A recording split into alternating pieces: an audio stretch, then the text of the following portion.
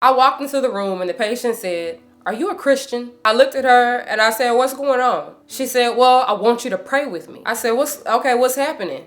And she said, "They're saying they're gonna take my leg tomorrow. And I want you to pray with me that God will let me keep my leg. I want you to pray with me that Jesus will restore my leg so they won't cut it off." I glanced around the room and I saw a Coca-Cola sitting on the table and a large pizza. And I looked back at the patient and she cried and she pleaded and she cried all night. She called her minister and her preacher came up there and prayed with her all night.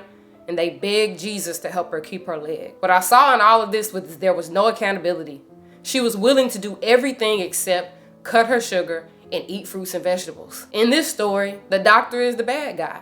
The doctor is the man who spoke negatively over her life and told her that he was going to take her leg away from her.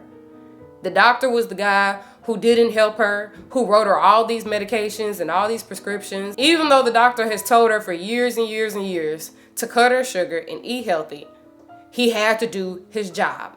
His job is to diagnose and treat. So many times a patient come in with a high blood sugar, high blood pressure, and the doctor not write a medication order. That would be negligence. You don't just wake up one day on a random Tuesday and get your leg cut off. It starts with your A1C levels being high and the doctor warns you and they tell you, hey, you need to change your lifestyle.